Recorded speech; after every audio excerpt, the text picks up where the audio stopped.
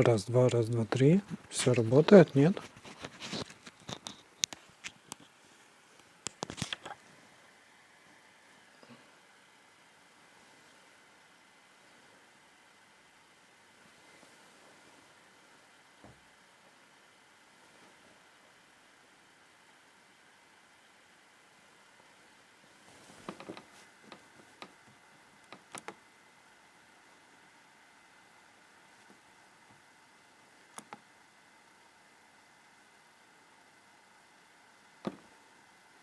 Ну-ка.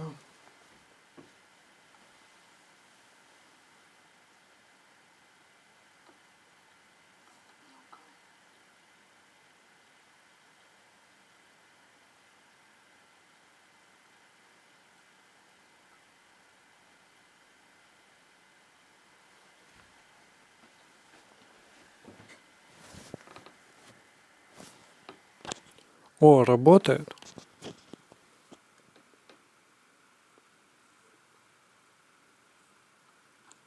О, работает.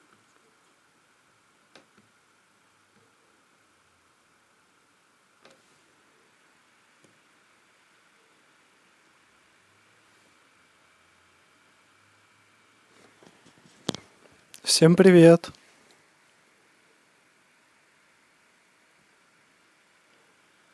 Магнифицильский парик работает. Так, а звук как?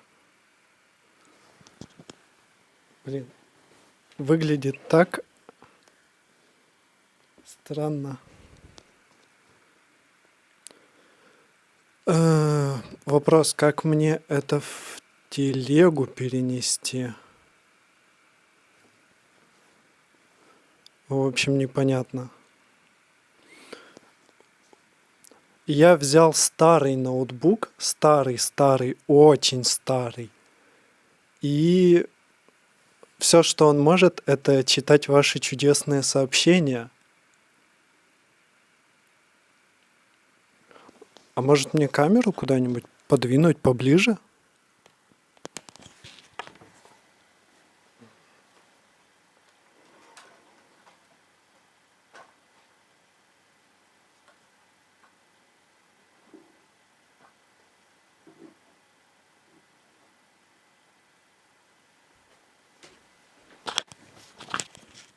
Вроде ничего не сломал. И вроде как не лагает, что удивительно. У меня тут, пока я собирался, я продумывал темы для разговора, что я буду вам рассказывать. А почему? Давай в эфире делай.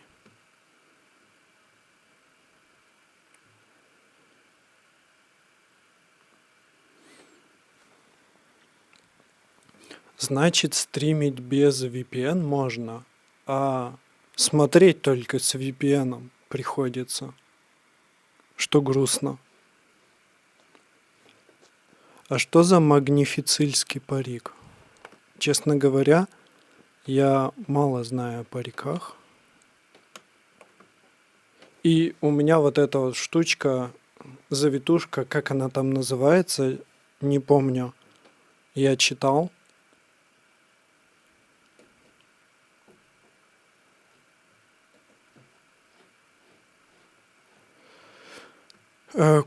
Кот хочет выйти 1 минутку, он копает.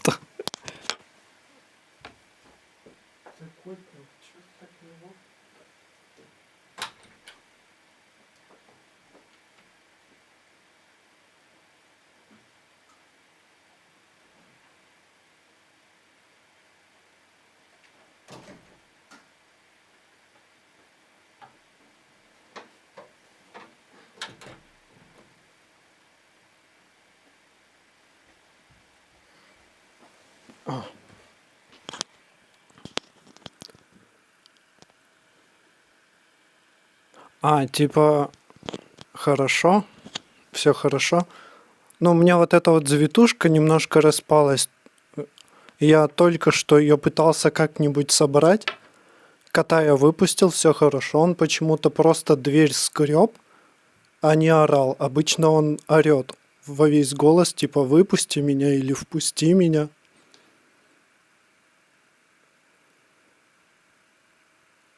А я думаю, как можно еще? Может еще приблизить камеру, чтобы вы видели мое страшное лицо? Добрый вечер всем, кто прибыл.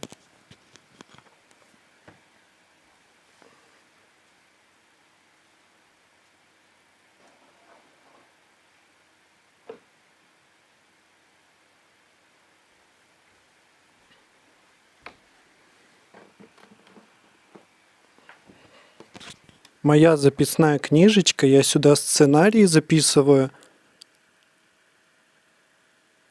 В тут год и объявление, может, сделай. Так проблема в том, что я стримлю с телефона. В этом проблема.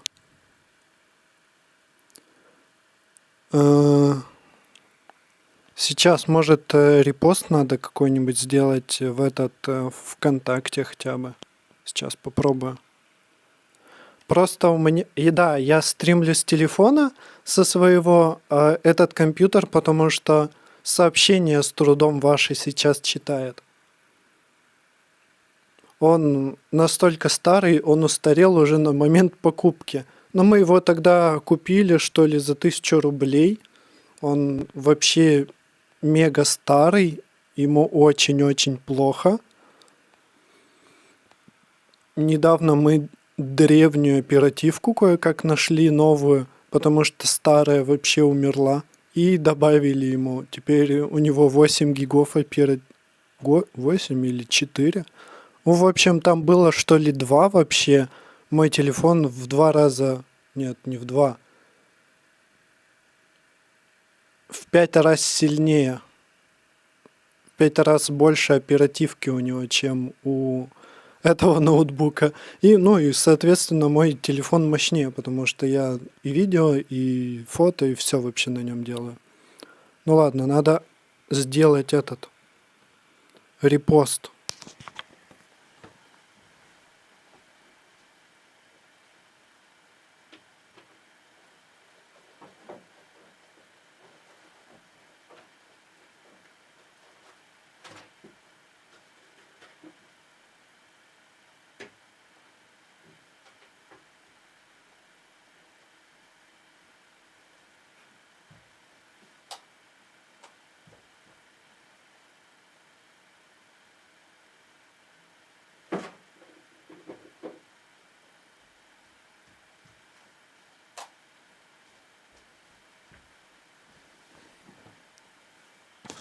Смотрите, насколько тяжко. Приходится брать самый древний телефон. Я на него, по-моему, в 2014 году заработал. Или когда он вообще вышел? Это когда только-только вот эти вот начали крутые смартфоны появляться. И я немножко подождал. Подумал, что я лучше подожду и приобрету себе смартфон намного лучше. Купил себе вот этот вот телефон. Я даже не помню, как он называется. Так, сейчас он помрет.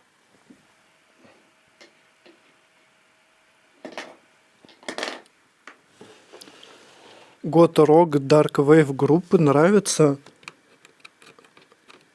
Lebanon Hanover приходит на ум сразу. Но я не помню, это, по-моему, Dark Wave или что. Честно говоря, я плохо разбираюсь в жанрах.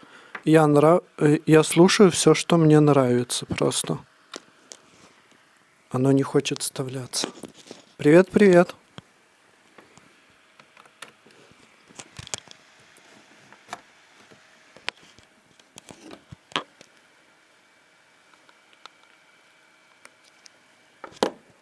Из нулевых, честно говоря, не знаю.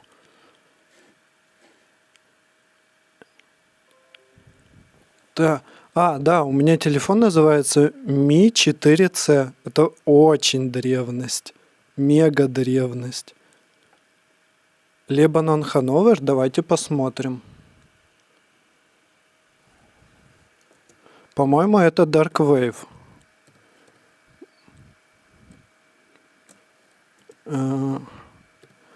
Lebanon Hanover. И... Так, это надо, наверное, звук выключить в нулину вообще. Британско-немецкий Dark Wave дуэт, образованный в 2010 году. Написано, вот. Да, Хапакс, кстати, забавно, как Хапакс я нашел. Они рекламировали свое творчество ВКонтакте, и я такой, блин, ну, какие-то странные мужики добавились, какие-то странные, опять что-то свое там пиарят, непонятное. А они, оказывается... А кто они вообще? Они, в общем, свою музыку мне скинули, я такой, блин, офигенно. И все. И почти в каждом видео у меня начало это...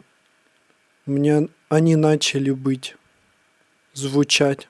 Я их вставлял. Я помню, делал видео, как быть крутым готом. Очень древнее видео. Не рекомендую его смотреть. Я прям сильно кринжую каждый раз, когда кто-то его смотрит. Так, одну минутку. Надо сделать... А как я сделаю анонс? Блин, в этом видео, в этом... Как его? В этом телефоне даже YouTube перестал поддерживаться. Он настолько древний. YouTube просит обновления, чтобы работать.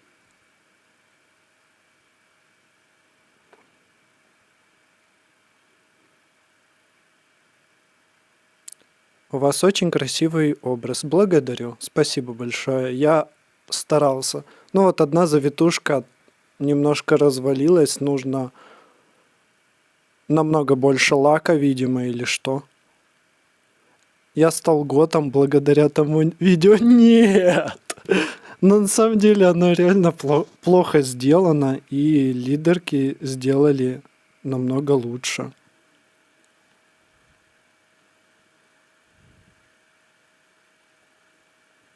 Ой, спасибо большое, Артём, за то, что это...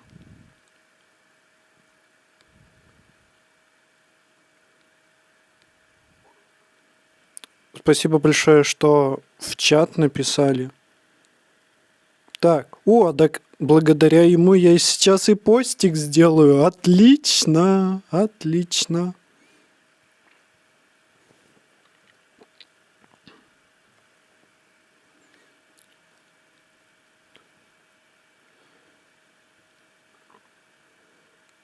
Блин, как тут копировать в этом телефоне? Очень старый телефон.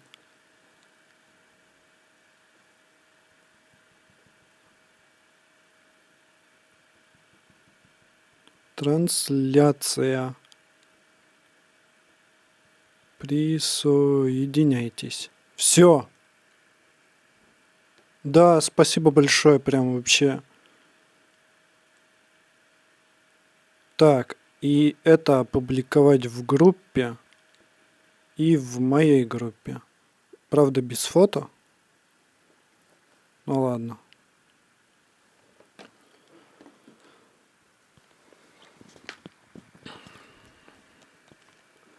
Так, сейчас, да, Хапакс, да, я про Хапакс рассказывал. Они, в общем, добавились ВКонтакте ко мне в друзья. Я думал, какие-то опять мужики странные свою группу продвигают и свое творчество. Да, Happy Halloween. Привет, привет. И я такой думаю, блин, опять какая-нибудь, ну, чаще всего кринжа музыка, которая мне вообще не нравится. А тут прям мега годнота оказалась. И я кучу песен у них скачал. Мне очень нравится эта группа. Вообще замечательно. А какие группы вообще из нулевых есть? Давайте посмотрим.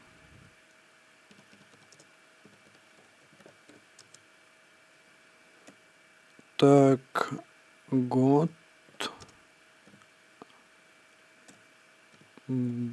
Бенд.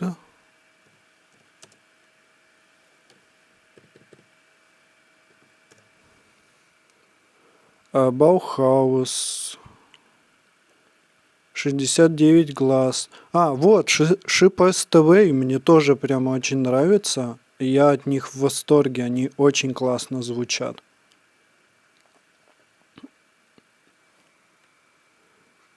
У меня очень-очень много песен, у них скачано почти все. Кстати, Баухаус же... нет, не Баухаус, это этот... The Cure выпустили новый альбом или новые песенки, но они не мрачные прям конкретно, но люди, которые ждали 16 лет, такие: да, наконец-то, у нас есть новые песни. Так, а почему интересно это сообщение? Видны все сообщения.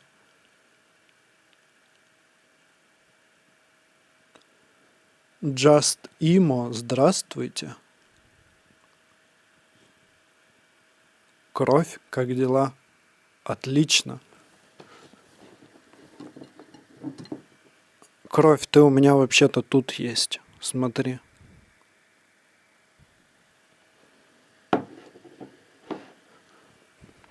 Очень спешил, чтобы сделать стримчик.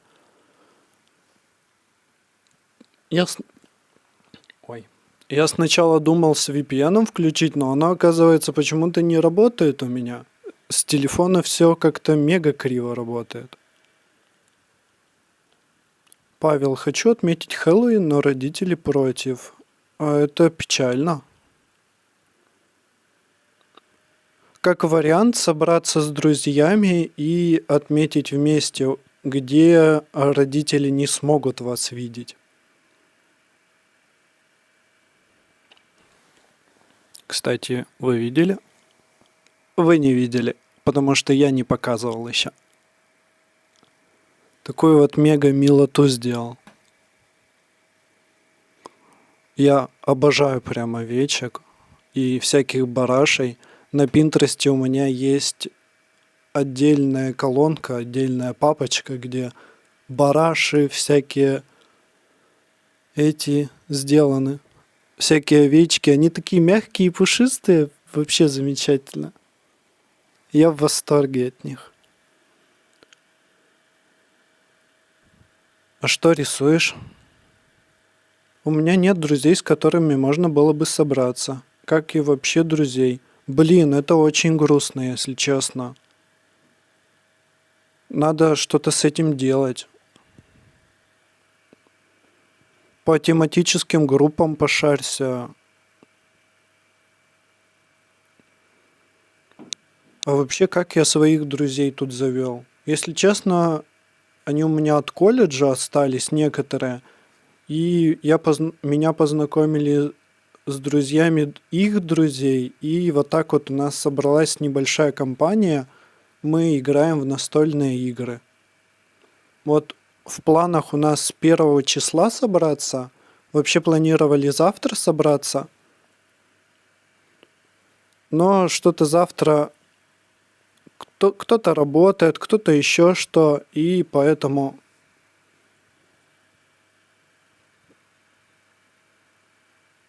Не, барашки нет, не из культа of the Lamp. Я хотел сшить, но это как-то сложно для меня. Да и уже китайцы опередили. 33 всяких игрушек есть. На Алиэкспрессе, я думаю, уже есть. По крайней мере, я видел как минимум 3 версии на Алиэкспрессе таких овечек. Так. А раз ты живешь с родителями, возможно, ты еще учишься или что? Ну, я думаю, стоит как-то попытаться завести друзей. Это может быть очень сложно. У меня вот сейчас есть друзья, с которыми мы чисто на столке там играем и прочее, и общаемся в чатике. Ну, это, конечно, не то, не по интересам, не по вот этим вот интересам, но тоже хорошо по одним интересам. Это настольные игры. Так, как относишься к индастриал сайбер ветке готической субкультуры? Вроде Хокико, Хокико, я знаю эту группу, она у меня, по-моему, скачана даже. Я хорошо отношусь, вообще, я даже к этим, как они называются?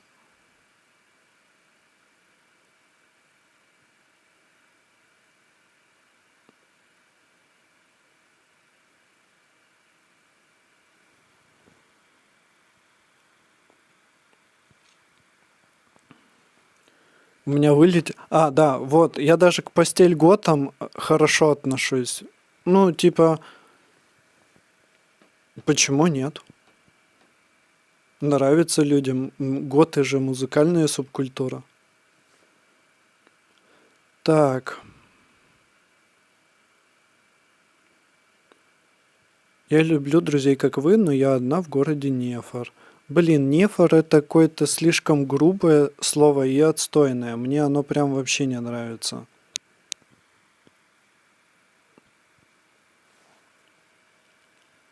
Привет, Ксандер.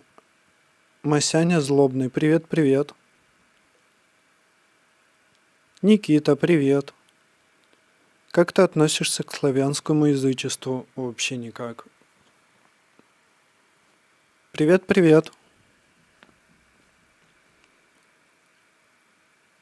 Я просто не в теме этого.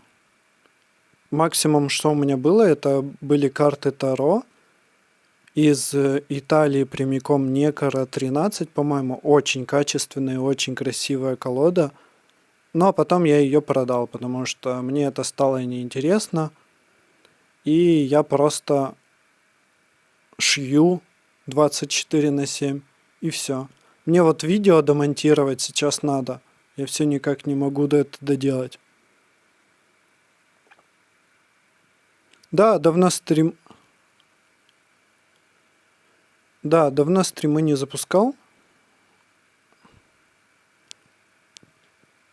Да, потому что работы я шил платье, потом сшил по-быстрому и сейчас просто избавляюсь от остатков ткани, и мне надо будет срочно камзол доделать. Это мега сложно тоже. Мне там надо воротник поставить, собрать все в принципе и этот подклад доделать.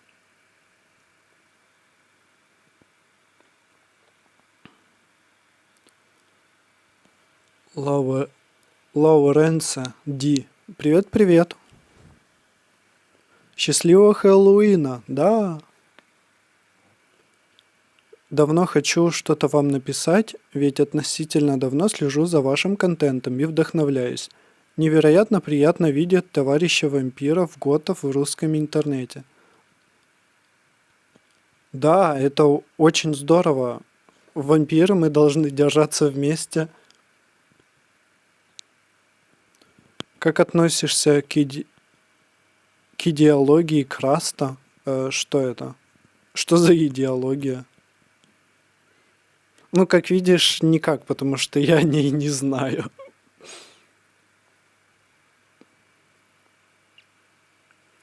Давно тебя не видел. Как жизнь? Да, все прекрасно, как видишь. Только вот приболел немножко, но уже более-менее выздоровел, потому что я сделал трансляцию. Все хорошо. Но не смог поехать в Краснодар из-за этого.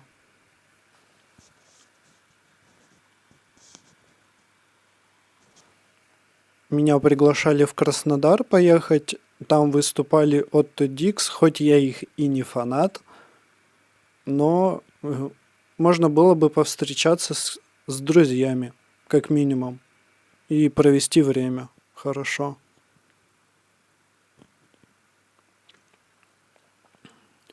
Хоть я и не вампир, но поддерживаю. Поддерживаю вас. Вампиры рулят. Да, все верно. Спасибо большое за поддержку. Спасибо, что смотрите. Без вас этого всего бы не было.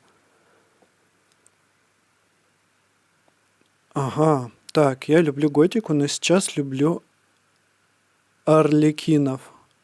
Это кто такие? Не знаю, честно говоря, мне их выходки не нравятся. Вернее, Михаэля Драу выходки. Как и многим, я вижу. Судя по отзывам, там даже паблики есть, что и список того, что он натворил. Так, крастеры доедают чужую еду в кафе, самостоятельно шьют себе косухи и т.д., чтобы деньги не платить. Ну, чужую еду я бы побрезговал доедать. А про шитье довольно прикольно. На сцене выступает, можете почитать в книге. Так.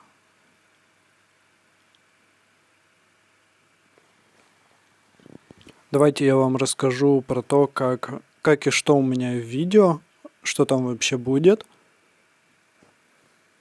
Это влог, который я сейчас делаю, и скриншоты, от которого я постоянно присылаю, тем самым интригуя.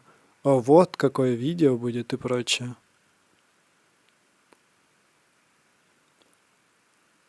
В общем, там сначала отсылка будет, как она называется?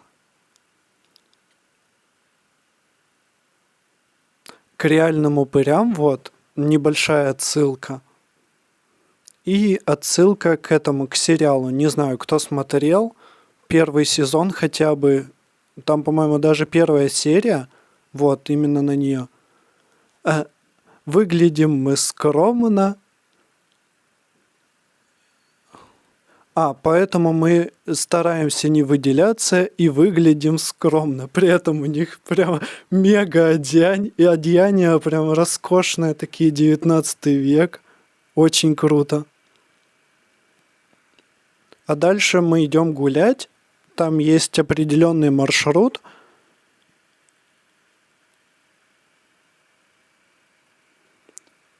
Есть определенный маршрут, и там, оказывается, здания еще были. Но я немножко задушил истории, мне кажется. Довольно много. Я рассказал о местном, когда-то бывшем могучем пансионате, который был, в котором было очень много зданий, и вот некоторые здания попали на камеру, и я их заснял. Тем самым еще и рассказал историю о них. А потом уже здания идут просто коробки, но довольно такие в стиле маскарада, поэтому я их тоже заснял. А вообще есть советская готика? Честно говоря, не знаю, вообще без понятия. Давай загуглим. Сейчас почитаю остальные сообщения.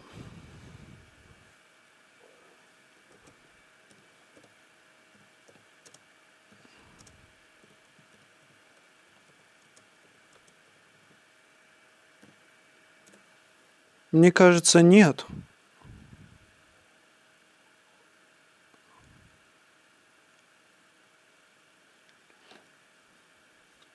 Если про архитектуру, то мне вот выдало, была ли советская красная готика. Мне выдала. Но мне кажется, мы не о том говорим сейчас. Мы говорим о субкультуре.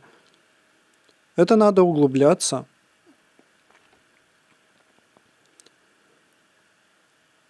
Так, Агата... Ну, я не знаю, я бы не стал Агату Кристи причислять готик, вообще год движению.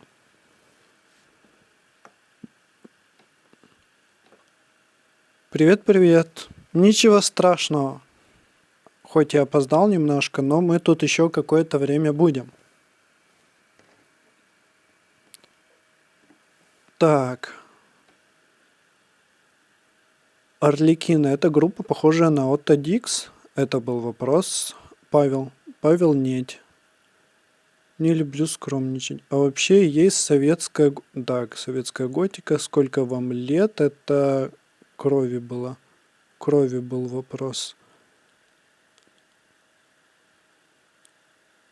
Так, где парик купили? На Алиэкспрессе? Там есть до сих пор качественные вещи. Но, если честно, я бы купил еще подороже, но у меня надо было, короче, срочно приобрести его.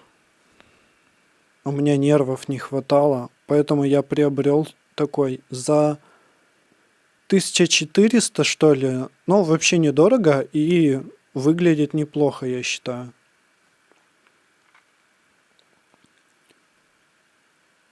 А что жаль? А вообще как относишься к настолке Мира Тьмы? Хорошо отношусь. Но у нас в нее не играют, и я в нее не играю, потому что у меня просто нет времени. Ну и на это надо идти. Летом я пытался вести ее. Киньте ссылочку на парик, пожалуйста.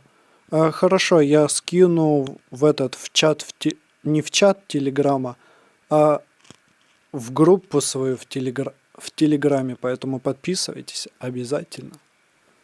Я думаю, ссылочка есть. По-любому. Кстати, парик тебе идет. Спасибо большое. Я очень рад. Вообще бы я хотел прическу повыше. Знаете, как в эпохе барокко было, прям безумные всякие прически были.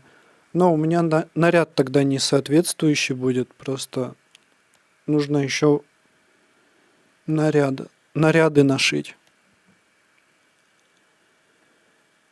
Есть окологотические фильмы позднего союза, мистика, ужасы.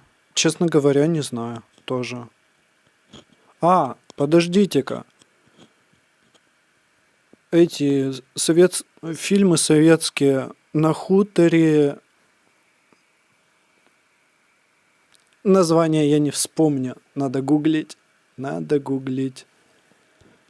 Про паночку-то там еще и монаха. Топ-фильм. А вообще сейчас я пересматривать начал «Обитель зла». Я вот недавно посмотрел «За едой» первую часть, и, знаете, довольно неплохо сделано для тех лет. Но монстры, графика вот это вот, конечно... точно. Замечательно, спасибо большое, что напомнили. Графика там неплохая, но, мне кажется, по бюджету все-таки не очень. Ну и меня немножко напрягает, что герои, как обычно, тупят. Покупали натуральные парики. Так, сейчас скажу.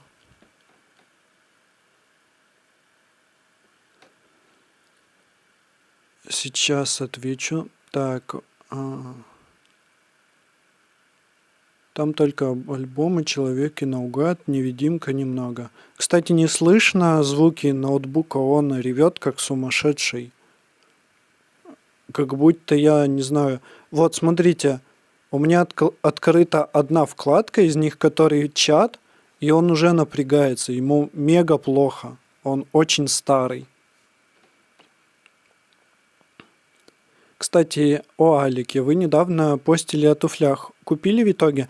Нет, пока не купил, я их в ближайшее время не буду покупать. Я, скорее всего, куплю их на весну. И то по отзывам, что-то там сомнения у меня возникают, если честно. Там говорят, что для мужчин, скорее всего, лучше не покупать, потому что они реально какие-то маленькие.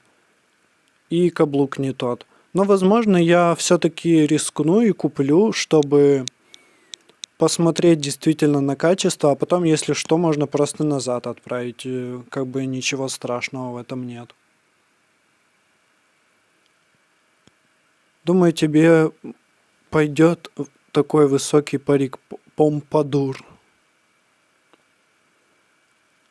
Покупали натуральные парики? Нет, я не покупал, потому что они дико дорогие. И в конце года у меня будет для вас, я не знаю, какой сюрприз, но будет сюрприз.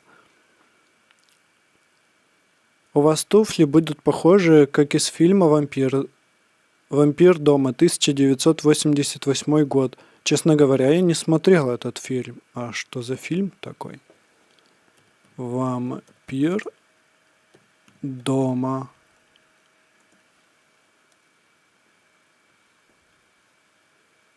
Так. Фильм.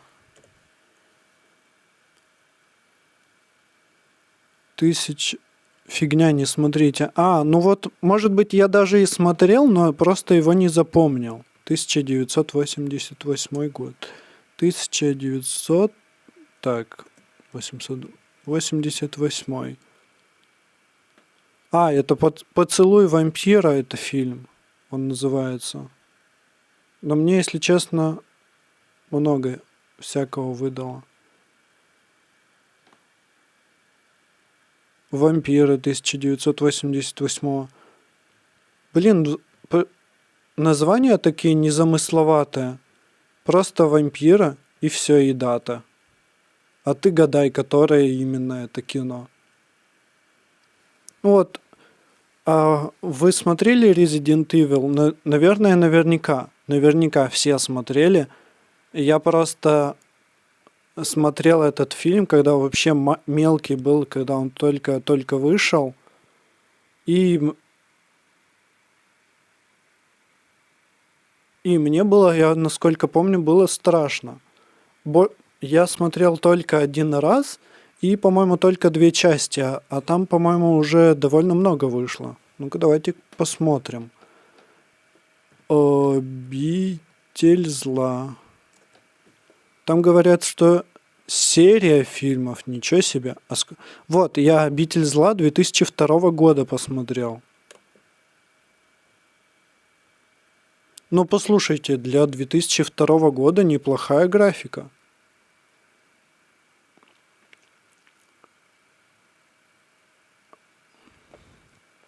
Так, вот, у меня ждет «Обитель зла 2. Апокалипсис».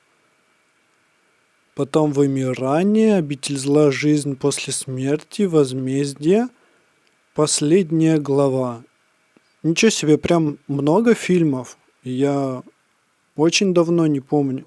Очень давно не смотрел эту серию.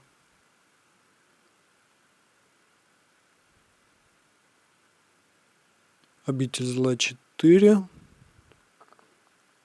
Там «Красная королева» не будет. Я надеюсь, что она будет выживать. Я надеюсь, что эта тетка будет выживать. Она же вышла после первого фильма. Надеюсь, что она будет выживать в этом мире и покажут апокалипсис, какой он есть. Так, всем привет. Куда прешь? Привет, привет.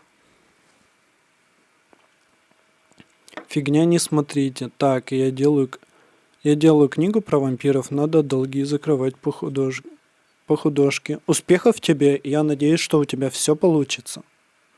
Смотрел диалогию о Бэтмене Тима Бёртона? Нет, я не смотрел. Я не очень люблю Бэтмена и вот эти вот всех супергероев. Да, фильмов вампиры и вампиры очень полно, как будто в фантазии у тех, кто придумывает этих названий, вообще нет. 1975 год неплохой. А мне очень нравится «Бал вампиров», который старое кино, оно прям такое душевное, и, к сожалению, продолжения больше нет. И, походу, больше никогда не будет. А смотрел интервью с вампиром? Да. Я даже смотрел первую серию этих, как его? Ой, не первую серию, первый сезон этих интервью с вампиром, сериал. И знаете что? Мне не понравилось. Вообще не понравилось. Здесь есть 7 страниц разбора первой серии и о том, что какая же это все фигня. А знаете почему? Потому что они выпустили сразу нулевую серию, и там чисто пиарились на Энн Райс, говорили, что она одобрила наш сериал, но при этом эти нехорошие люди, нехорошие люди подождали, когда Энн Райс умрет, потому что Энн Райс не одобряла этот сериал. Возможно, она сама вела этот сериал, но они решили все переделать, весь сюжет переделать. В общем, ужасно. Там главные герои вообще не похожи на тех, какие они были в книге. И смысл обрубили прям конкретно.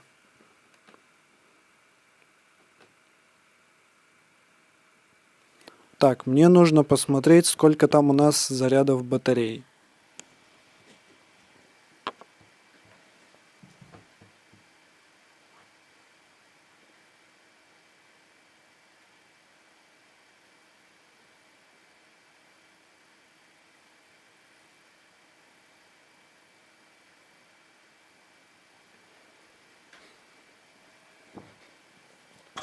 Живем 64%, нормально все.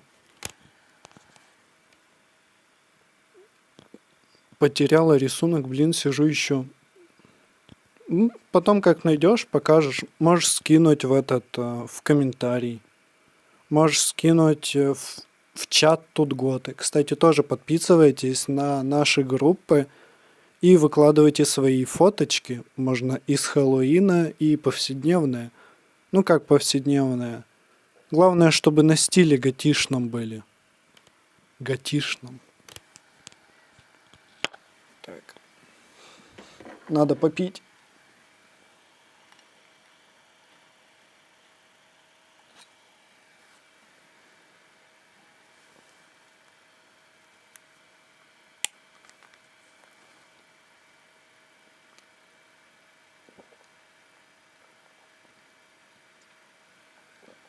Напиток, за который мне не платят. Поэтому название не дам.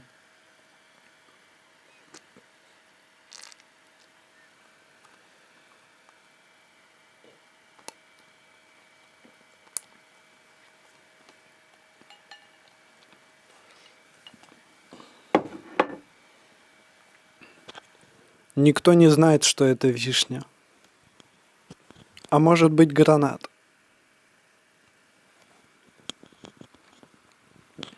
В общем, замечательно. Да, очень вкусно. Прям замечательно. А вот еще про видео немножко, про новое, которое будет. Я сейчас остановился на Дворце культуры и поискал старые фотографии, и оказывается, он всегда был таким убогим. Просто коробка из Майнкрафта, как будто будка из земли, и все построено. Ну, вообще некрасивая штука, если честно. А дальше мы пойдем по улице одной. Она такая тоже атмосферная и классная, мне нравится. Там есть особняк, а еще ниже будет парк, и это будет финалочка. А также я расскажу о плюсах Геленджика. Есть ли они вообще? На самом деле, да, есть.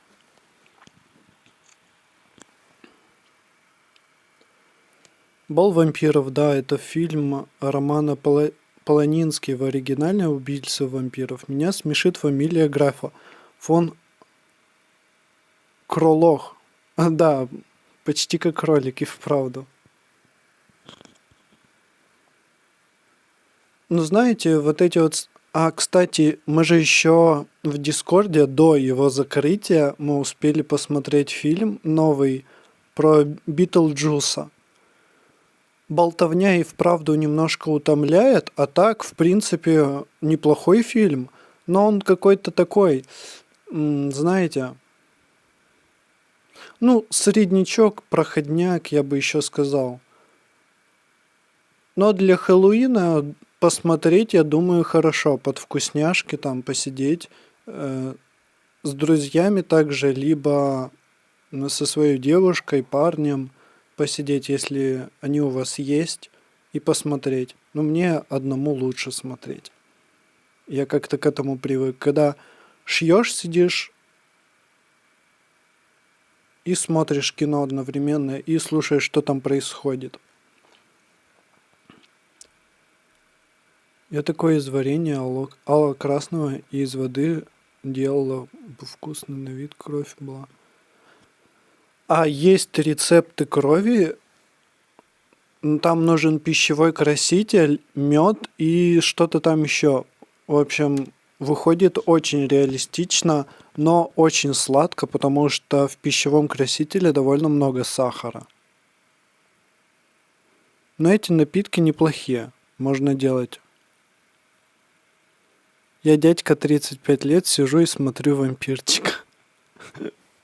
А что еще делать в среду вечером?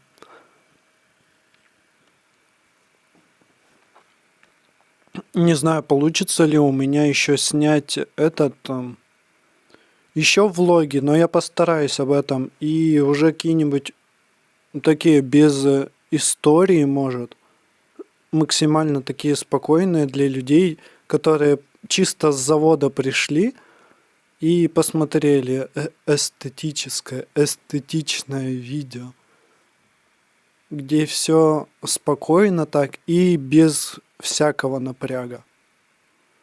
Вот видео про парк, которое я сделал, про сквер. Да, сквер и парки это разное. О, можно его сюда положить. Видео про сквер мне, например, очень нравится. А короче, меня Эма назвали. Меня тоже Эма называли, хотя я тоже вообще не отношусь никак. Видео про сквер хорошее, кстати. Мне оно тоже очень нравится. Действительно, без изъянов всяких и минусов. К нему даже не придраться. Вот лично, конкретно мне оно очень нравится. Я его даже перед тем, как выпустить, я его смотрел несколько раз.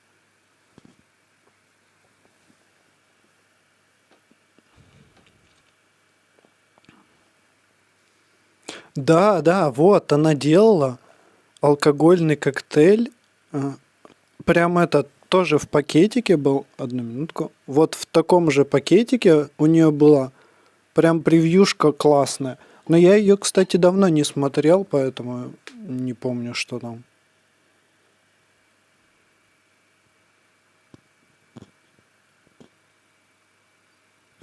И отношения, точнее. И, короче, там такая история ревела после этого, потому что там жесть.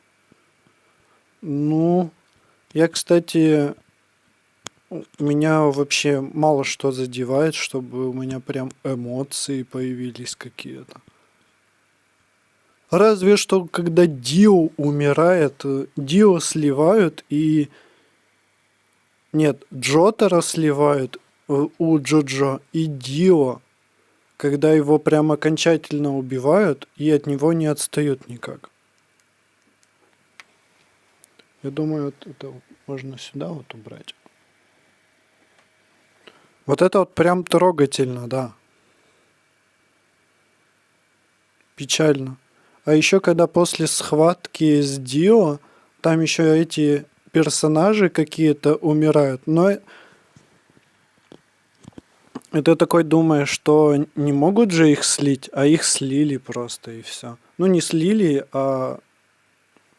Да ладно. Их не слили, но их просто убили и все.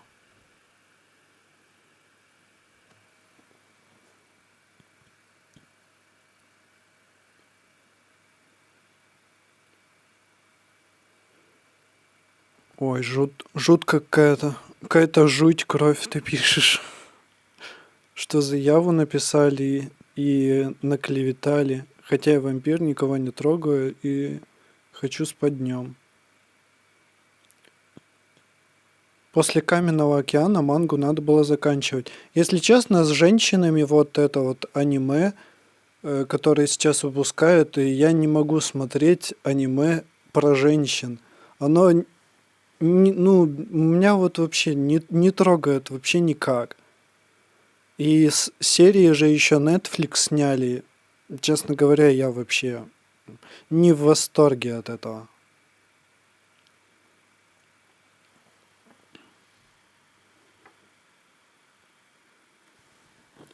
Ну, ты понимаешь, нет вот этих вот мега-качков таких. Когда я первый раз увидел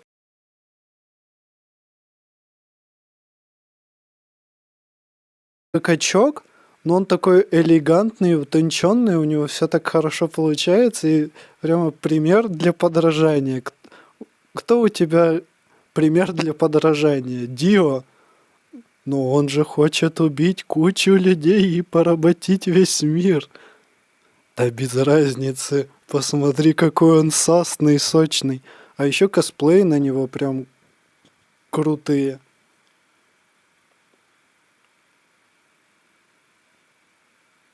Ты нарушаешь маскарад, кровь. Не надо, не надо так делать. Мы следим за тобой.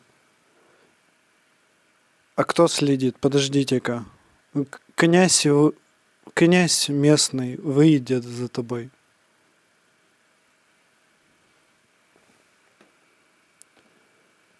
Так, видео я обсудил. Что еще обсудить? Резидент, этот, как его? Не резидент, а этот... Обитель зла я тоже обсудил, что вот буду смотреть второй сезон. А потому что ты, походу, маскарад нарушаешь. Вот они и говорят, что ты изыди вампир.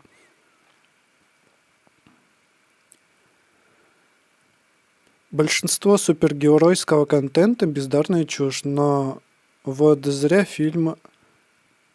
Но вот зря фильмы Бертона хорошие. Ну, фильмы Бертона действительно хорошие, но мне вообще как-то не нравится. Я вместо этого, хоть я и не анимешник, но я лучше пойду посмотрю аниме какое-нибудь. Что на фон хорошо будет идти. Ганс у меня пример для подражания, хотя Спидвагон тоже элегантнен. Эх, моя гангрельская сущность. Да, даже исправляйся. Ты хоба из гангрела в тореадора превратился. Будешь мега элегантным, ходить по музеям, рассматривать картины и... Ну, только не новое. И такое, как глубоко. Такие замечательные картины, какие цвета. Вы просто посмотрите. Тип не а то и не любит вампиров. Грустно. Мне шапочка для парика немножко жмет. Она медленно сжимает мою голову. Как знаете, эти дурацкие видео есть, когда на арбуз надевают, нет, надевают на себя. Блин, я постоянно путаю. Одевают кучу резинок, и потом он лопается. Вот моя голова также ощущает себя, сдавливаю этой резинкой, хотя я резинку уже ослабил. А Лукард тоже хорош, особенно в Castlevania Nocturne. Если не смотрели, обязательно посмотрите Castlevania и Castlevania Nocturne. По бокам разрезать страшновато. Типа, я понял план. Я с помощью утюга ослаблял пара и этого, как его, Марли. Про Хелсинга. Я смотрел, но это... Не знаю, он классный, конечно, но... Это довольно поверхностно все. Просто вампир убивает других вампиров, которые... Кстати, я давно не смотрел это. Возможно, стоит посмотреть в преддверии Хэллоуина.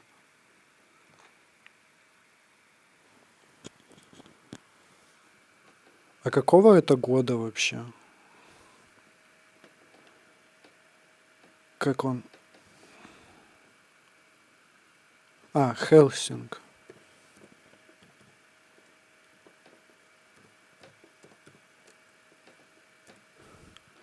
А мне еще нравится 2001 года. Прям древность. Но она прикольная.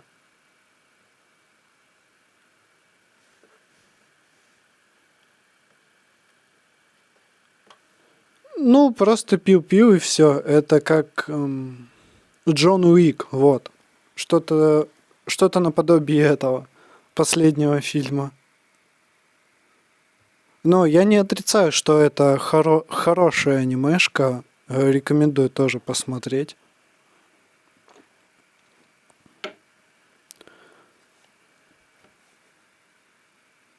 А, Драко, понятно.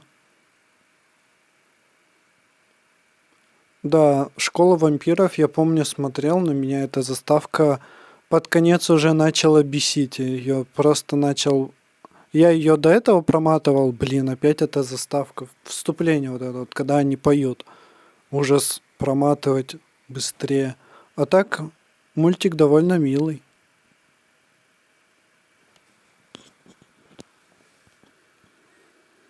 Вообще, я надеюсь переехать отсюда под конец года. Но я не знаю точно, куда я поеду. И не знаю точно, когда я поеду. Но до конца года я бы хотел переехать. Надеюсь, что все получится. Поэтому я сейчас и очень много работаю. Поэтому еще и нет видео. Я очень много работал летом. Тоже шил одежду. У меня были заказы. Довольно много заказов. И мне пришлось еще одну сорочку переделывать. Ну там, конечно, мелочь была, но все равно. А что... в какой твой город? В каком ты городе живешь?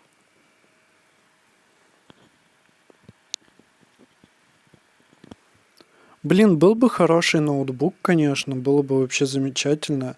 Можно было бы с него стримить и видосики смотреть, и вообще замечательно. Какая, если вот сюда вот прикрепить? Я, если честно, устал немножко эту штуку держать. Вот, надеюсь, как звук? Звук хороший? Ой.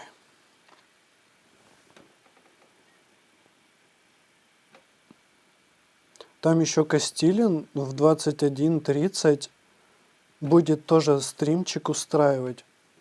Тоже можете присоединиться к нему после моего стрима. Он очень ламповый так-то. А как вам их коллаб Лидерков и и Костилина? Нравится, нет?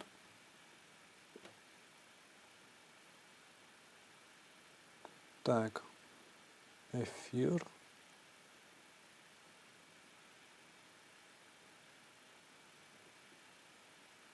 Не приезжайте, тут гопники. Вообще без понятия, что это за город тогда.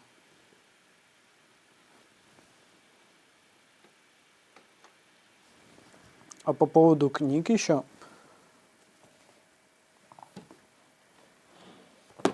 Ой. Не знаю, показывал я или нет. Парижские тайны. Вот я сейчас буду чуть-чуть посвободнее. Опасные связи мне надо будет дочитать. И буду читать парижские тайны. Энжен Сю. Очень классные. По отзывам.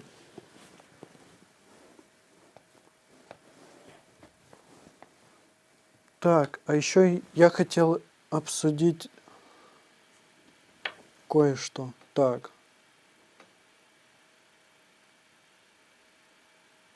Литр вампира, там тоже Дракула, отец и сын. Я тут не так давно тоже Баффи досмотрел. Ну, под конец прям капец душный сериал становится. Проблемы проблемы с мамой. Там куча разных проблем, какие-то богиня, и все сыплется. И сама Баффи тоже в итоге все плохо у нее становится.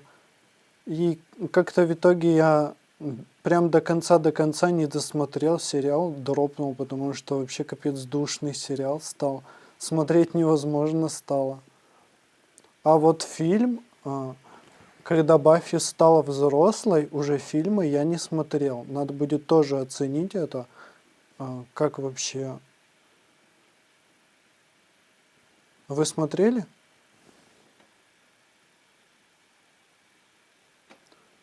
Сейчас точно посмотрю. Баффи.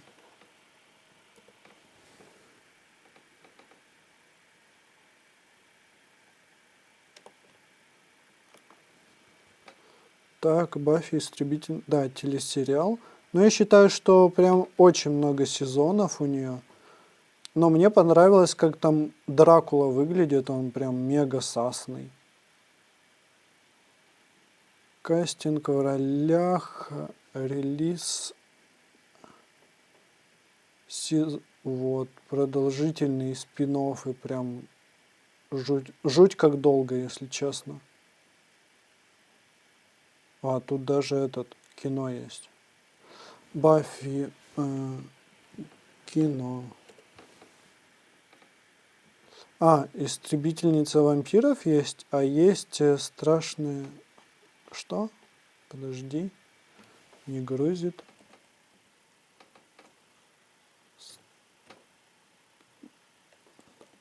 А какие еще фильмы про Баффи-то были? Я что-то не помню. Мне он что-то не выдает. Ой-ой, звук включил. Нет. Лучше не знать, это страшный город, это ужас. У вас рубашка просто шикарная. Благодарю, миледи. Лидерки недавно песенку интересную залили. Честно говоря, я не слежу уже за их контентом. Они немножко душные стали, как по мне. Особенно эта группа, это Готы Накрашенная тоже. Поэтому я, в принципе, и создал свою группу тут Готы, потому что довольно жесткая у них модерация и такое чувство, что одни трады у них просто и все. Поэтому я и создал свою группу. И она довольно неплохая на самом деле. Прям все четенько. Мне с этим помог один человек, и еще одного мы взяли.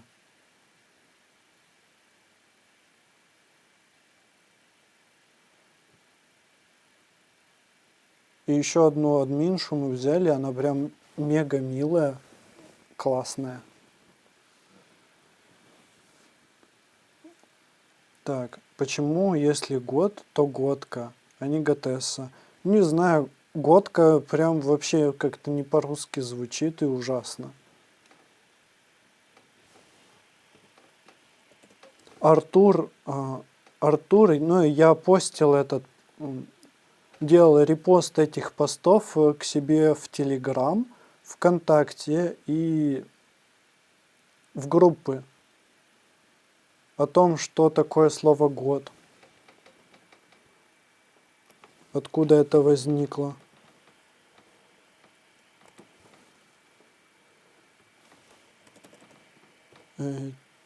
Этимология слова «год».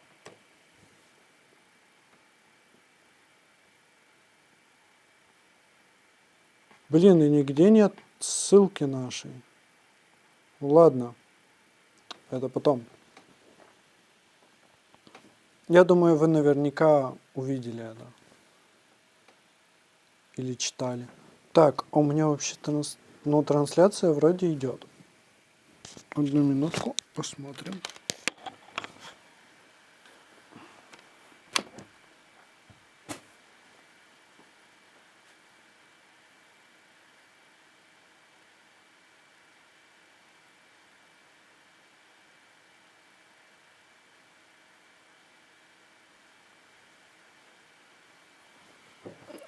Так, я зарядку-то не посмотрел.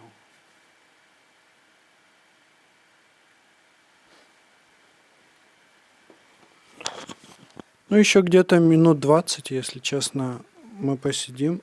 Минут 20, 30 максимум. Где-то вот так вот. И все.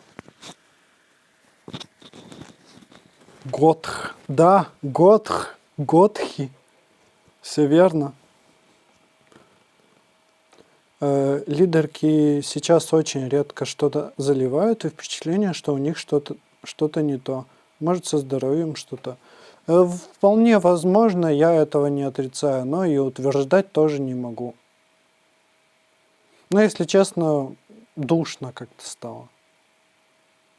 Как и мой контент, тоже душный. Надо снова что-нибудь на обзор взять. Обзор какого... У меня, кстати, есть в этом... Есть смотреть позже обзоры на видео. Там особняк вампиров, семья вампиров. Это какие-то свежие видео. И я немножко посмотрел. Выглядит прикольно. И я подумал такое о том, что да, это надо на обзор. Надо треки ставить на заказ. Я бы с удовольствием, но с телефона я вообще без понятия, как это делать. У меня компьютер, вот ноутбук за 1000 рублей, он может читать только сообщения. Вот тут одна вкладка открыта, трансляция 1080p и сообщения. Это все, что он может тянуть. И то он орет, как не в себя, сумасшедший. Я бы с удовольствием ставил треки, видео на фон. Ну, как у Костилина, например, разделить. Я с одной стороны, а с другой видосик какой-нибудь классный. И вот мы смотрим и обсуждаем. Смотрим и обсуждаем. Это классно, это здорово. Но как это сделать с телефона, я вообще без понятия. Я кое-как с телефона трансляции настроил. Так. Арлекино — это персонаж итальянской комедии масок. Слуга Шут в костюме из разноцветных галстуков и в черном полумаске. 120 Н отличался остроумием и умением ловко выходить из затруднительных ситуаций. Это к чему было? Не очень понятно. Может, персонажа описывал? А вообще, да, треки ставить на заказ — это тема хорошая. Я бы даже... У меня есть компьютерные игры любимые. Я бы даже что-нибудь на фоне во что-нибудь играл и одновременно с вами общался. А вы бы лицезрели и мое лицо, и игру. Vampire Dynasty скоро выходит. Династия вампиров. Я бы очень хотел в это поиграть. Надо бы обзор еще на это сделать, но там пока не на что обзор сделать. Разве что на демо-версию, которая есть. А еще у меня есть в записи сохранено Project Zomboid. Я очень люблю эту игру.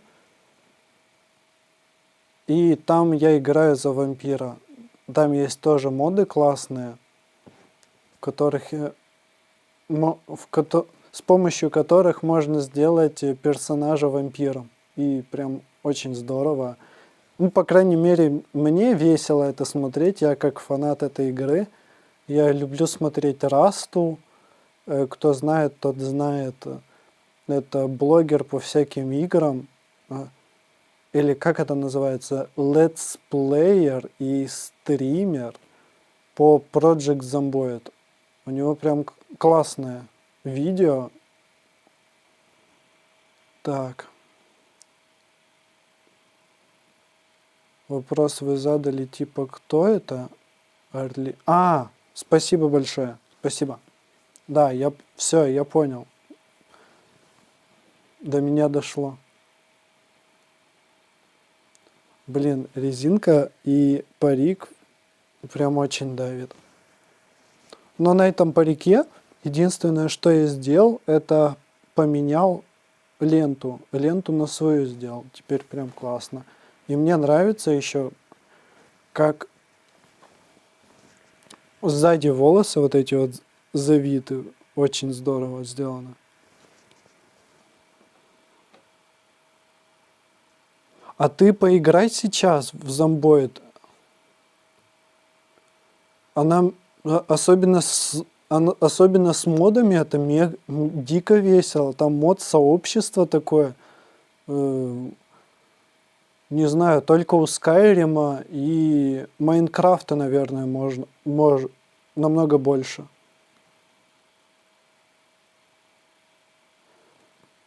Не в тему. Не, все в тему, если честно. Все в тему, все хорошо. Можно писать все, что угодно.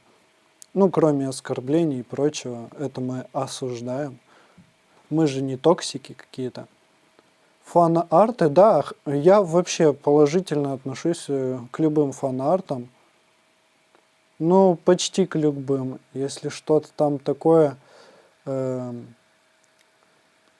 Короче, если я голый где-нибудь и что-нибудь там делаю, это не очень. Порно-арты мы не одобряем. А если такие прям фан-арты, то можно скинуть в группу Vampire Gothic, там есть этот, как его, там есть альбом, и можно написать в сообщении сообщества, либо в комментарии в Телеграма кинуть, или либо написать, как с тобой связаться, и я сделаю репост твоей группы в свою, чтобы пропиарить тебя. Мне кажется, никто ничего не понял. Так, сейчас. Александр Б.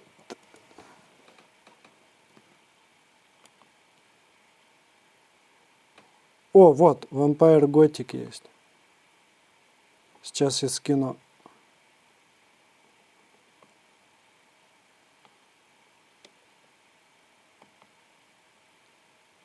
О, как же долго он грузит.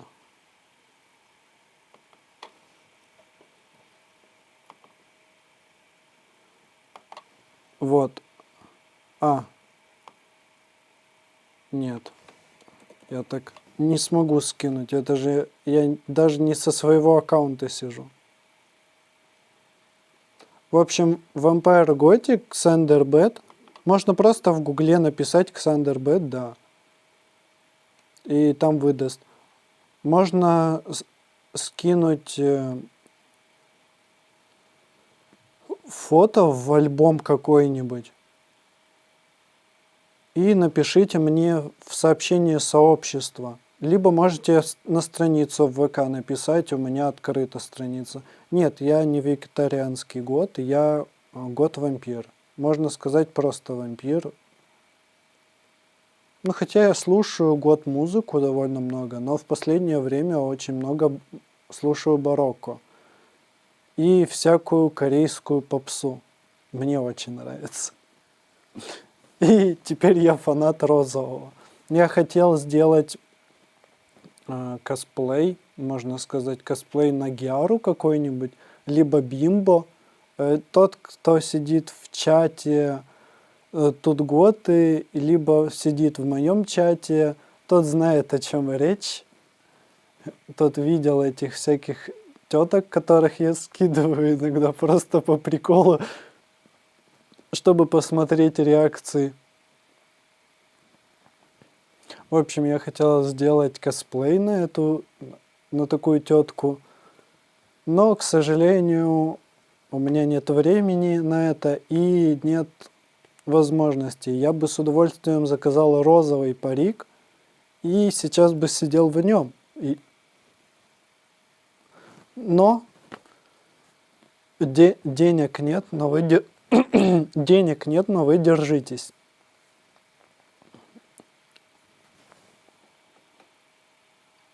Надеюсь, все хорошо слышно. Я после трансляции, как запись появится, я буду это слушать и кринжевать, похоже, потому что трансляция, как обычно, странная выходит какая-то. Если есть какие-то вопросы, то задавайте, я с удовольствием отвечу. Не, викторианские готы...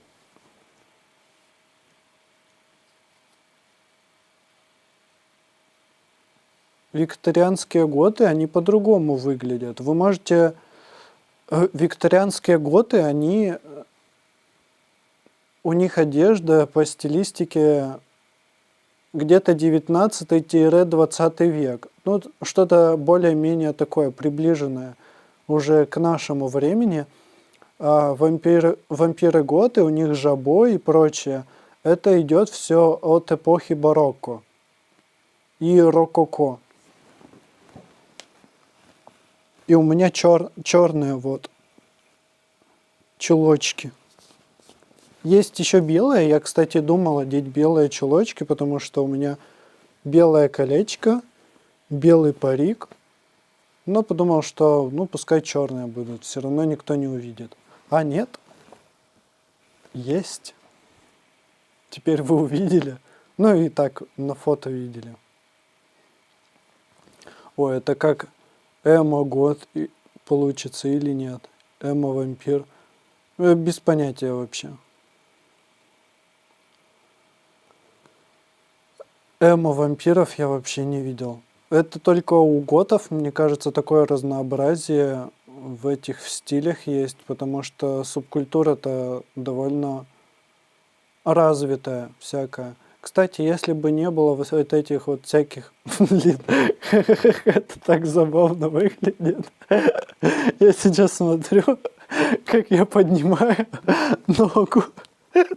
Они еще и блестят на камере. В реальности, если честно, они не блестят. Они нормальные.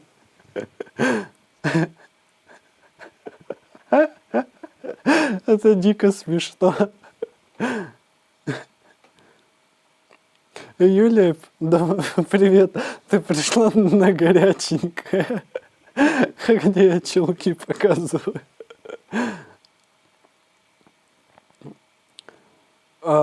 Эмо Виталий Костилин рассказывал на стриме.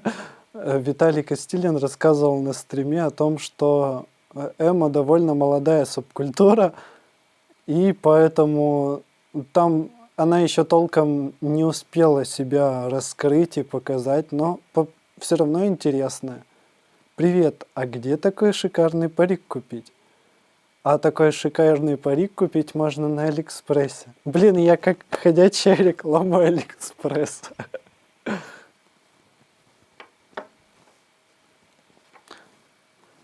Да, кстати, когтей я лишился своих. Блин, вообще реально на горяченькое пришла. Айс, да. Я скину в группу в Телеграме. Я сейчас больше группу в Телеграме развиваю, потому что ВКонтакте убивают группы. И они и посты тупо не показываются подписчикам. Поэтому я и перестал туда что-либо постить, какой-то контент такой, либо просто копирую с Телеграма на ВКонтакте. Потому что как-то надо это делать. Не знаю, я не люблю ВКонтакте теперь с их политикой новой по поводу групп, что ты должен постоянно постить всякую фигню и постоянно чуть ли не жить ВКонтакте. Ну да пошли они нафиг.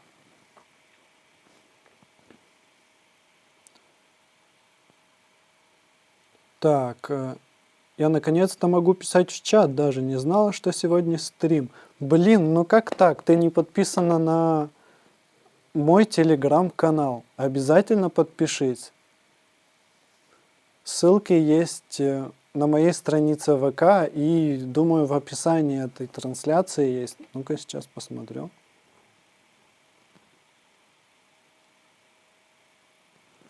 Так, да, тут есть мой телеграм-канал. Подписывайся. Срочно. Мне нужен молоточек. Не группа, а этот. Я есть в чате телеграма ты есть, да. Но не в группе, видимо. Вот, мой телеграм-канал. Срочно подписывайся, срочно. Буду рад вас видеть.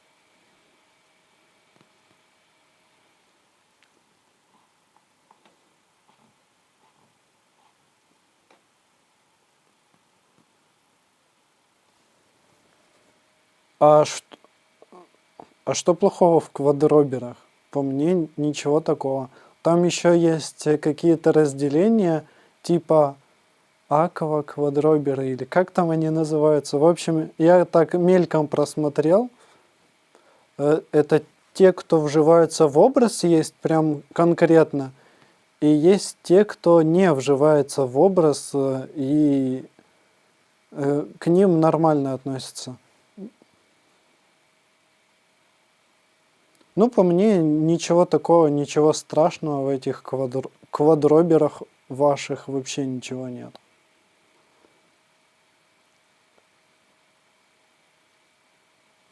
Да, это 2 овечки. Вот, смотрите. Вот это вот еще никто не видел. Барашка такого.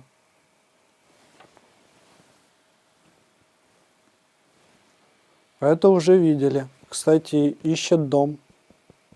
Хороший дом ищет.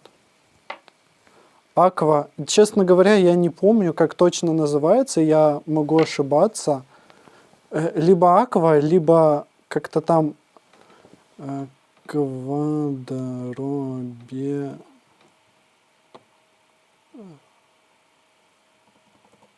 Нифига себе, это плохо есть. О, страница в Википедии есть.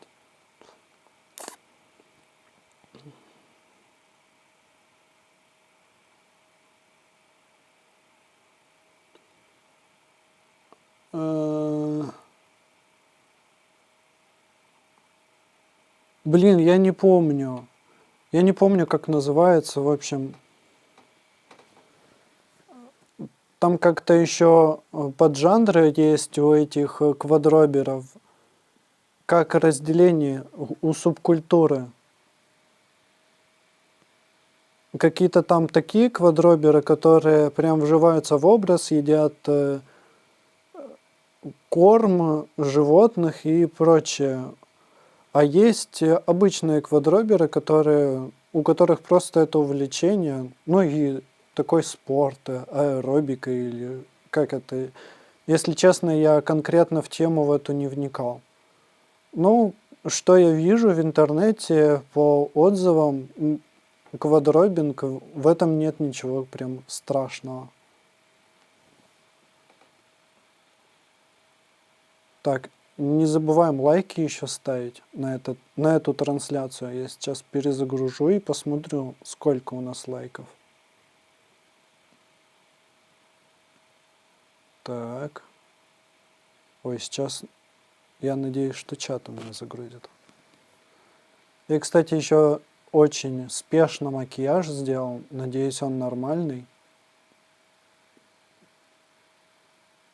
Азазель, привет. Мы еще пока что не заканчиваем. Еще есть какое-то время. Но ты пропустила сочненький показ чулочков.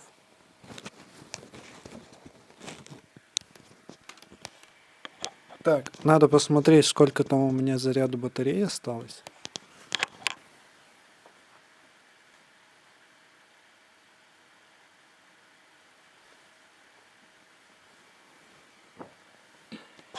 Нормально, мы еще живем.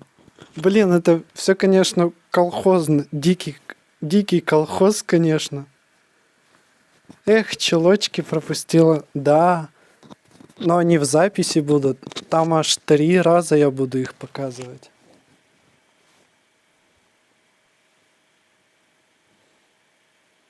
Можно вот так вот положить их.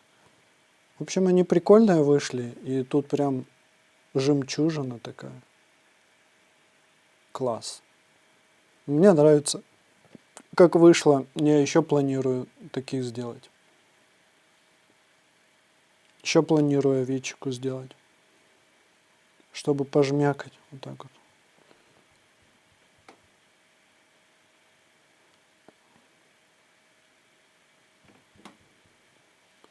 Да, ты можешь перемотать на... Ой, честно говоря, я не знаю, насколько давно это было. Минут 10 назад, может. Они там еще и... Как его? Все, я, короче, уже от трансляции ломаюсь. Надо попить.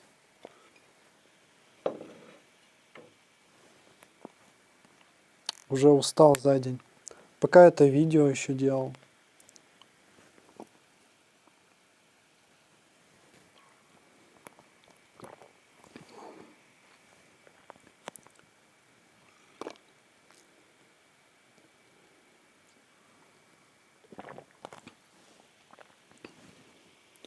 А это напиток, за который мне не платят. Поэтому он остается анонимным. Привет, привет.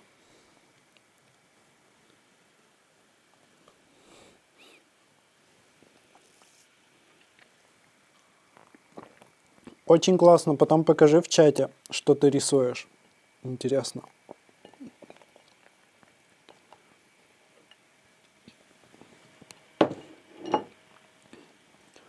Ой, у меня голова уже скоро лопнет. Ну, где-нибудь в 22:50 мы будем заканчивать трансляцию, потому что у меня уже голова устала прям конкретно от этого. От этой шапочки для волос. Очень сильно сдавливает. Я попробую надорезать немножко в некоторых местах, чтобы не так сильно сдавливало. Ну или можно паром попробовать пройтись. С нижним бельем так помогло, не сдавливает теперь. Все отлично. Когда ты портной, ты можешь вообще все что угодно сшить, но ты можешь перестараться с этим.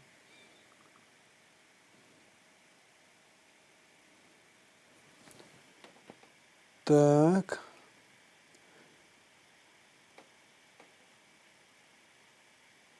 У меня после такой шапочки всегда голова болит. У меня была шапочка, сетка такая, но она была очень слабая, поэтому я ее выбросил. Я хотел себе сшить еще одну, новую. Но у меня, оказывается, в комплекте с этим чудесным париком шла нормальная шапочка, но она оказалась довольно такая узкая. Не узкая, а резинка довольно тугая у нее. Вот поэтому голова уже начинает болеть. А так парик очень легкий и очень классный. Мне прям нравится. Еще сюда нужен камзол, жилетку барочную. Чулочки и бриджи уже есть. Так что все замечательно. Такой небольшой барочный комплект есть. Так, фуд-фетишисты еще держите себя в руках. То я знаю вас. Руки на стол. Да, это будет такой версальский стиль, но в дарк теме. Что я и хочу сделать. Вообще, по-моему, в рококо был уже черный цвет. Я это пытался выяснить, но так себе плохо выходит. А еще в эпоху барокко, что меня забавляет, была популярная эстетика смерти и прочее. Можно посмотреть кольца того периода, и там... сейчас отвечу. И там в кольца были черепа родственников, в общем, всяко стилистировано и прочее.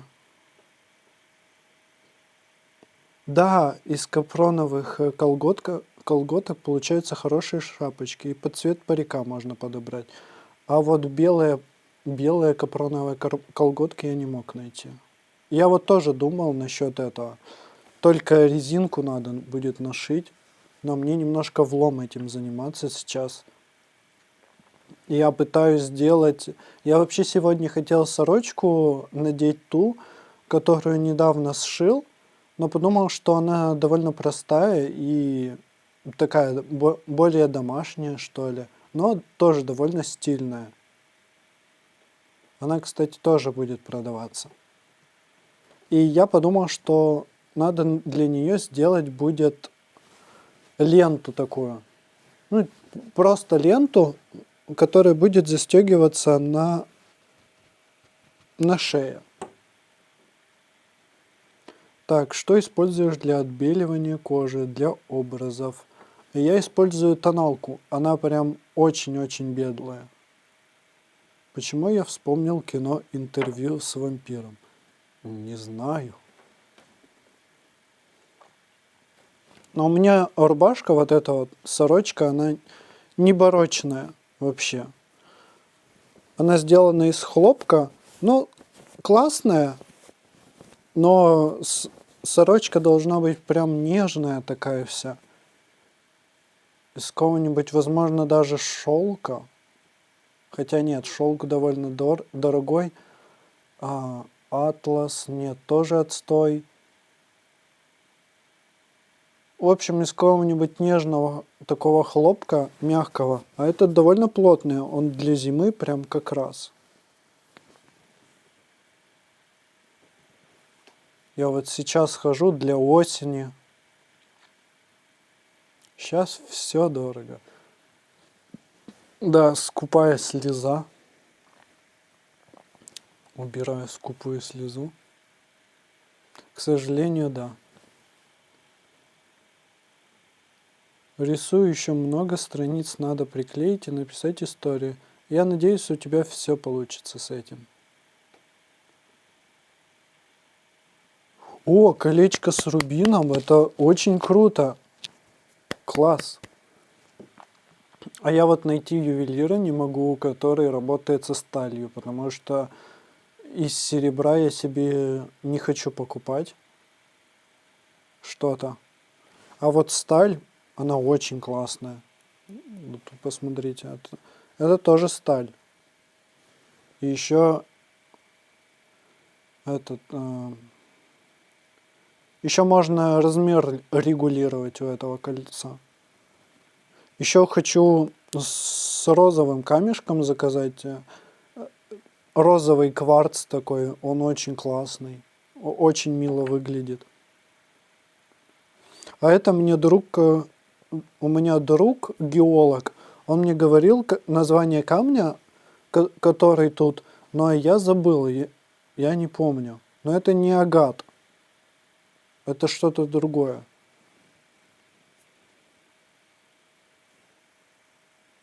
А вот здесь вот просто смола, но по-прежнему тоже классно выглядит. Отсвечивает, правда. У меня есть большой шарик розового кварца. Да, классно. А у моего друга я хочу как-нибудь снять небольшой влог такой, где буду показывать его мастерскую, а у него подвал такой большой, и все забито разными камнями. Он ездит во всякие поездки и прочее, и у него очень много камней. Я вот если бы не переезжал никуда, если бы у меня тут прям мой конкретно дом был, ну, в смысле, если бы я вообще никуда не собирался переезжать, то я бы, возможно, и копил бы все дальше. У меня была бы еще большая коллекция книг, чем тут.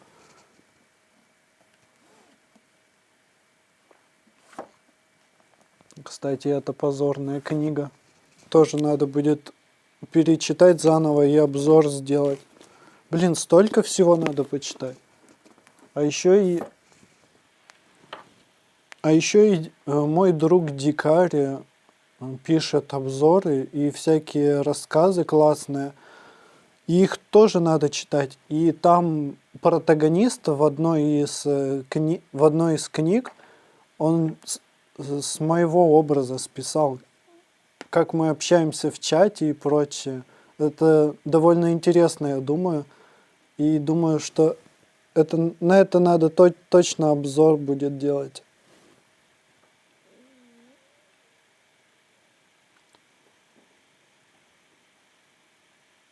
Угадайте, какая история будет в моей книге? Роман ужасы, ужасы с шутками, роман ужас. Честно говоря, я вообще без понятия. Я в игре угадайка не очень силен.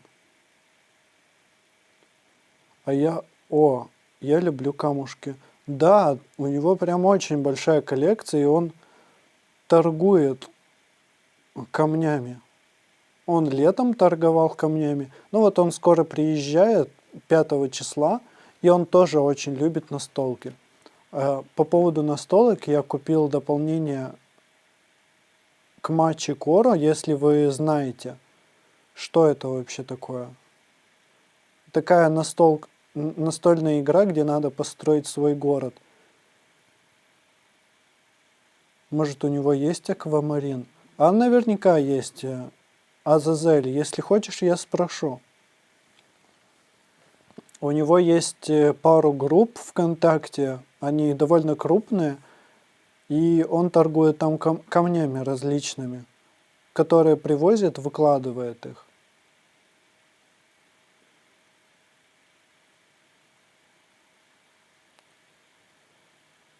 Исторический роман с ужасными шутками. Это забавно.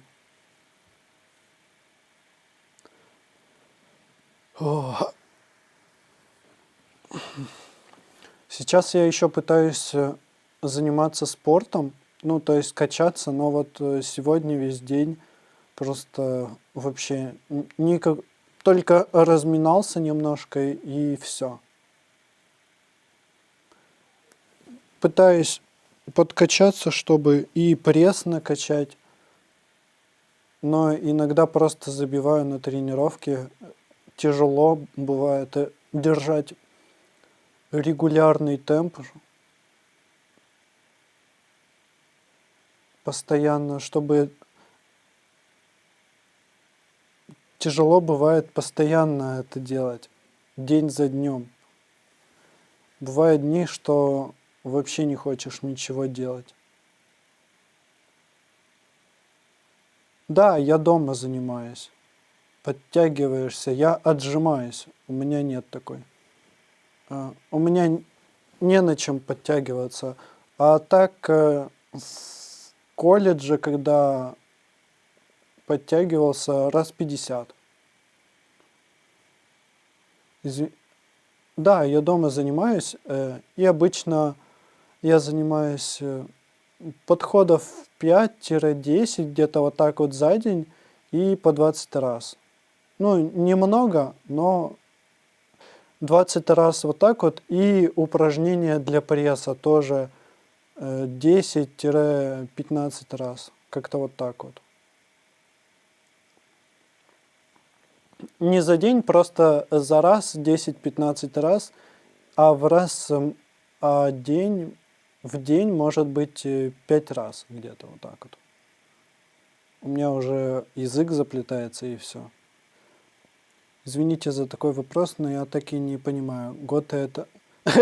Готы... Готы и эмо враждуют. Из-за чего? Да нет, никто ни с кем не воюет. Меня тоже забавляет этот вопрос. Воюет ли Гота и эмо? Нет, не воюет. Но довольно много мемов по этому поводу. Виталий Костилин, вот, например, делает всякие мемы. Вот поэтому, когда он обозревал сериал со своей девушкой, честно говоря, я не помню, как ее зовут, но у нее тоже есть телеграм-канал, и она тоже очень мило выглядит. И она такая говорит, или Виталий, по-моему, так говорит, что вот поэтому эмо и готы и начали враждовать. Я не помню, какой-то они сериал обсуждали. Можно посмотреть сейчас. Нет, он не потянет. Так, ноутбук не трогаем, то он развалится. Да, эмо и готы не враждуют. Тут зависит, мне кажется, от индивидуальных личностей.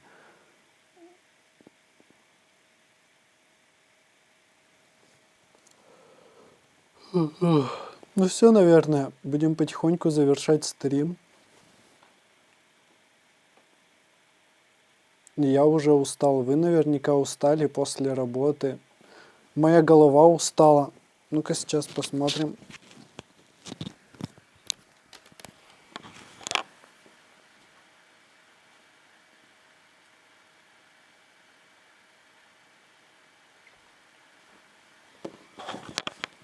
Мы уже час 43 стримим.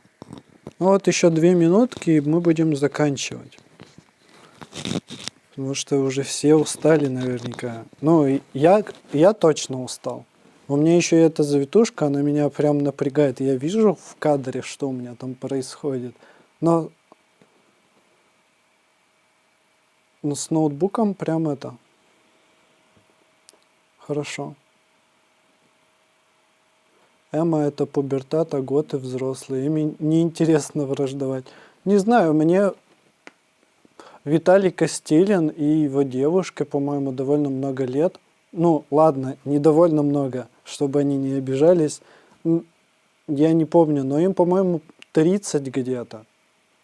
Это немного, эта жизнь только начинается. Но 30 лет это уже считается взрослым, я думаю. И они как-то не хотят враждовать ни с кем. Я пойду на начало перематывать, смотреть на чулочки. А там не начало стрима, там где-то в середине, либо ближе к концу. Но смотри, Азазель, специально для тебя.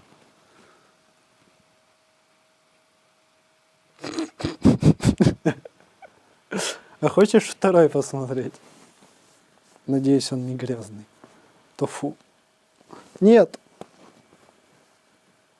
Стоп. Вот.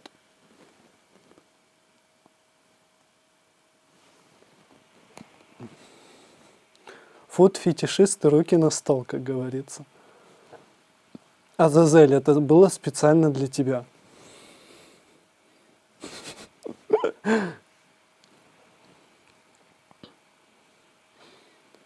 Так. А ободочки? А что такое оборочки? Что это?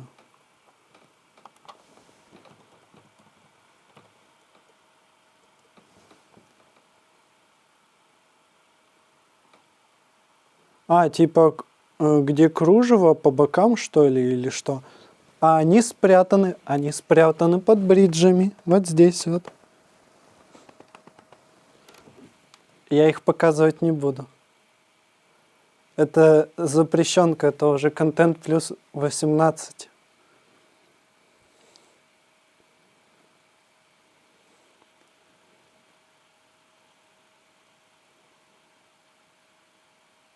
Пам-пам-пам, только сейчас зашла и обратила внимание на образ. Очень красиво. Парик просто великолепно смотрится, сочетается с макияжем и блузкой.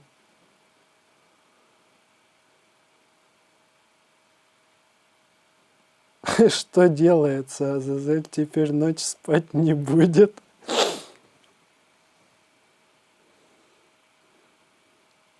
А у меня не одни такие чулки есть. У меня еще есть белые чулочки. И есть еще черные, чисто черные. И еще я пояс для чулочков сшил. Так что это... То они, бывает, спадывают, но под бриджами никто не видит, так что все хорошо.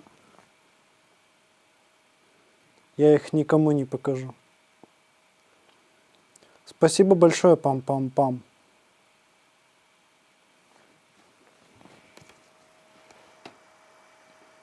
Макияж такой вот. Ну, я очень спешил, пока делал этот макияж, и я точки забыл поставить, мушки. Блин, ну ладно, в другой раз, ничего страшного. Но вот это первый раз, когда я вообще парик надел на себя, да. И у меня уже помада смылась, я только что увидел. Все, я, пожалуй, буду заканчивать стрим. Спасибо большое, что вы были со мной. Так, в эфире, да. Спасибо большое, что вы были со мной. Хорошей вам ночи, сладких сновидений, либо что-то еще. В общем, всего наилучшего вам. Пока. Ожидайте видео. Также подписывайтесь на мой ВК. Обязательно... Нет, лучше подпишитесь на мою группу в Телеграме, потому что все актуальные посты теперь я делаю там. В том числе оповещения о стримах и прочее. Это был, кстати, тестовый стрим. В том числе, потому что ноутбук я использую впервые. И, как видно, это хорошо работает. Я вижу, что творится тут. Но плохо, что он тянет только одну вкладку Гугла. Прям ужас какой. Но телефон вообще старый не тянет, так что... Все, да. Спокойной ночи всем. С наступающим Хэллоуином вас. Сладких снов. Пока.